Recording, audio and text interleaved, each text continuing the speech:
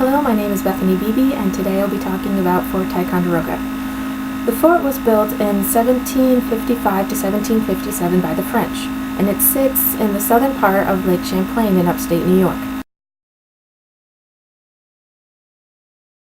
Though it was French, and though it was never actually conquered by the British, it was handed over at the end of the French and Indian War. It is a fascinating place.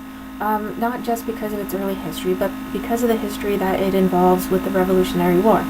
According to an article in the National Archives called Images of the American Revolution, it states that Ticonderoga was a major control point overlooking a strategic lake that could be used to transport goods.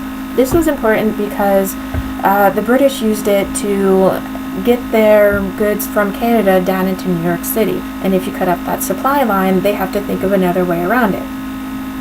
Which they did, and it ended up costing the British a lot in the end, which was a good high point for the American Revolution. But also, what I found more fascinating than just this is that according to the CIA, I know it's weird to have this in the CIA, but in the CIA archives, it talked about how Ethan Allen and Benedict Arnold came together to work on taking over Fort Ticonderoga. Now, it was Benedict Arnold who came up with the plan, but he needed Ethan Allen and the Green Mountain Boys to work with him.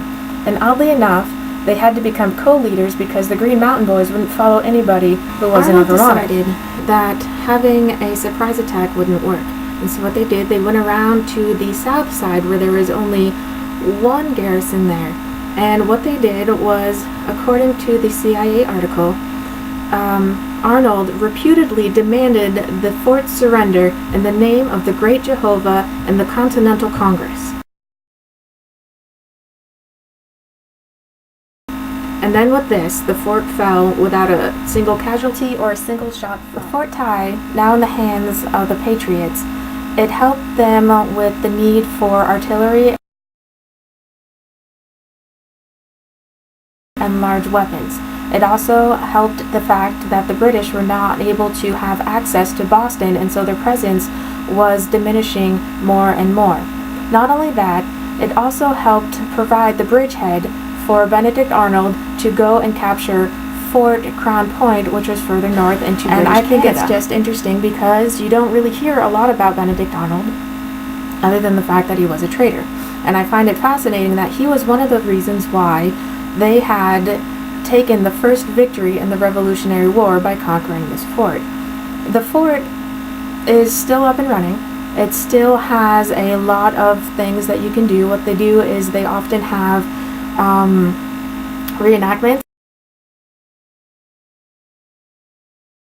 And one of the reenactments is actually the fall of the fort to Benedict Arnold, and you can also go and have field trips there where they have interactive classes. You can learn about how they lived, how it was taken over.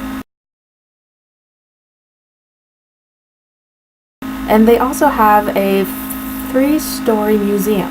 And in this museum they have full barracks from where the soldiers lived. They also have different time periods and the different weapons and writings of what happened during that time.